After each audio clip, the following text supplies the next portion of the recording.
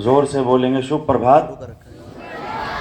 अगर 9 से +2 वाले बच्चे नहीं बोले तो मैं इंडिविजुअल बच्चे के पास आऊंगा और उससे बुलवाऊंगा। जोर से बोलेंगे शुभ प्रभात। जब जब तमस का आभास हुआ तब तब उस तमस में रोशनी दिखाने वाले, विकास की तरफ, विकास के मार्ग पर मेरा मार्ग प्रशस्त करने वाले, मुझे सही रास्ता दिखाने वाले पूजनीय प्राचार्य महोदय जी, हमारे लिए प्रेरणा स्तोत्र, सादगी के प्रतीक आदरणीय सत्यवान चहल जी, हमारे पूरे स्टाफ को एक सूत्र में पिरोने वाले आदरणीय देवेंद्र जी, आदरणीय रवि शर्मा जी और अन्य मेरे अध्यापकगण और मेरे परिवारजनों, आज मैं आप सबके समक्ष में इसलिए विराजमान हूँ क्योंकि मैं आपको चंद्रयान-3 के बारे में थोड़ी सी महत्वपूर्ण जानकारी देना चाहता हूँ और समय की भी सीमा है।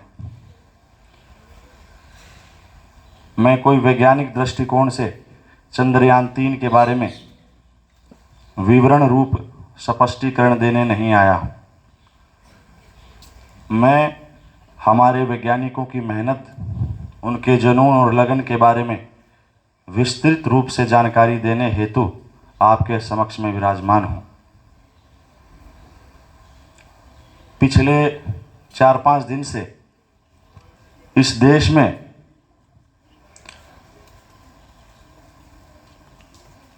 एक माहौल क्रिएट किया गया चंद्रयान-3 के बारे में, और हर एक स्कूल में, हर एक यूनिवर्सिटी में, हर एक शिक्षण संस्थान में, गलियों में, नुक्कड़ पर चंद्रयान-3 के बारे में ही चर्चा चल रही है। ऐसा गवर्नमेंट क्यों कर रही है? इसके पीछे क्या कारण है? इसके पीछे कारण है कि देश और गवर्नमेंट ये चाहता है कि हमारे नौजवान व्हाट्सएप, टम्बलर, स्नैपचैट, ट्विटर से बाहर निकलकर देश के बारे में भी सोचें। ये जो माहौल बनाया गया, बड़ा ही सकारात्मक माहौल, और राष्ट्र को और राष्ट्र के प्रति हमारी जिम्मेवारी का आभास कराने के लिए यह सब कार्य किया गया। आज आदरणीय प्रधानमंत्री जी बेंगलोर में वैज्ञानिकों से मिलेंगे। अब मैं आपको चंद्रयान-3 के बारे में बताना चाहता हूं। चंद्रयान-1 हमने भेजा, हम फेल हो गए। चंद्रयान-2 हमने भेजा, हम फेल हो गए। और फिर हमने चंद्रयान-3 को भेजा और हम सफल हो गए। कैलाश मूर्ति शिवन की एक फोटो वायरल हुई, एक वीडियो वायरल हुई, जो वो रो रहे थे और प्रधानमंत्री जी के गले मिलकर रो पड़े। वो वीडियो हम सब ने देखा। वो 2019 की बात थी। उसके बाद साइंटिस्टों ने उस कोरोना काल में, जब हर जगह मौत मंडरा रही थी, उस समय हमारे वैज्ञानिकों ने इसरो के सेंटर में रहकर ही 6-6 महीने, 8-8 महीने परिवार से दूर रहकर, उसी सेंटर में रहकर चंद्रयान-3 के लिए काम करना शुरू कर दिया और मेहनत की। हमने चंद्रयान-3 भेजा, दक्षिण ध्रुव पर भेजा, साउथ पोल पर। हम पहले देश बने इस दुनिया में जहां पर हमने हमारे लैंडर को भेजा और उसकी सॉफ्ट लैंडिंग करवाई। सबसे महत्वपूर्ण बिंदु यह है कि इतनी चर्चा इसकी क्यों हो रही है और इससे हमें क्या प्राप्त होगा। अगर हम राष्ट्र के बारे में सोचें तो हमें सबसे पहले इस भाव को त्यागना होगा कि मेरा क्या और मुझे क्या। इससे देश आगे नहीं बढ़ पाएगा। और इतना ही नहीं, भारत पहला ऐसा विकासशील देश है जिन्होंने अपना लैंडर चंद्रमा के ऊपर भेजा। इससे पहले रशिया ने, चाइना ने और अमेरिका ने भेजा है, लेकिन साउथ पोल पर नहीं भेजा। वहां पर सूरज की रोशनी बहुत कम है। क्वेश्चन नंबर 1, यही डेट क्यों फिक्स की गई? दरअसल अगर हम हमारे आध्यात्मिक दृष्टिकोण से देखें तो एक महीने को 2 पक्ष में बांटा गया है, कृष्ण पक्ष और शुक्ल पक्ष। कृष्ण पक्ष वो है जो पूर्णिमा से अमावस्या की तरफ जाता है, और शुक्ल पक्ष वो है जो अमावस्या से पूर्णिमा की तरफ आता है, और 14 दिन का ये दरमियान रहता है।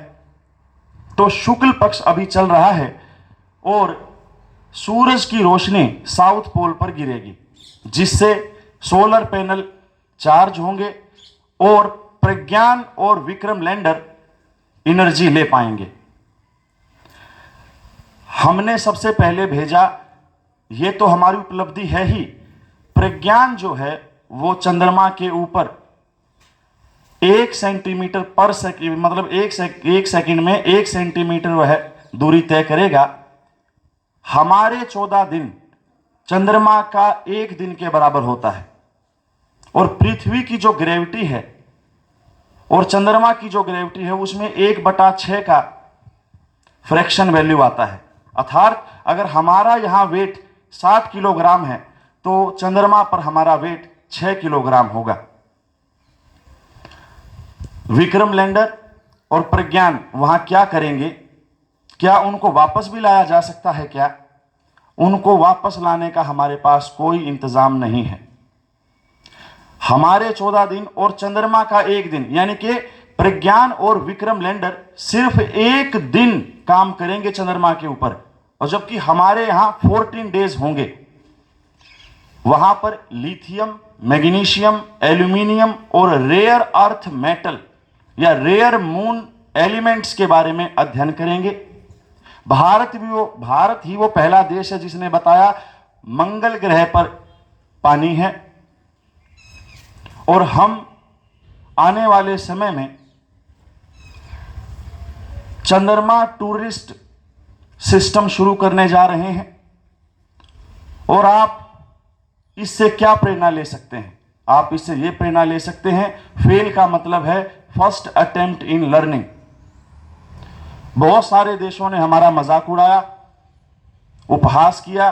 पहले लोग मजाक उड़ाते हैं, फिर उपहास करते हैं, फिर जेलसी भी होती है उनको, और बाद में आपको एक्सेप्ट कर लेते हैं। इसका जीता जागता उदाहरण भारत हमारे सामने विराजमान है। रामधारी दिनकर जी ने कहा था कि भारत का कण कण भगवान शंकर के समान है, और इसी पॉइंट को उठाकर आइंस्टीन ने E=mc² का सिद्धांत दिया कि एनर्जी को मास में, मास को एनर्जी में बदला जा सकता है। आप गर्व की अनुभूति करिए, और हम ये चाहते हैं कि हमारे पढ़ाए हुए बच्चे, मेरे समक्ष विराजमान मेरे भारत का भविष्य, कोई इसरो में जाए और उन वैज्ञानिकों में शामिल हो, ऐसी मेरी भावना है।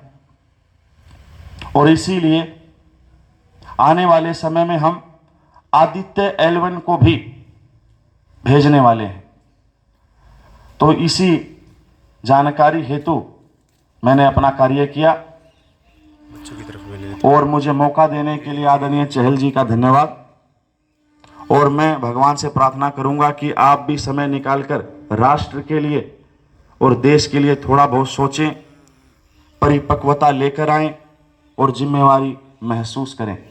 बहुत बहुत धन्यवाद।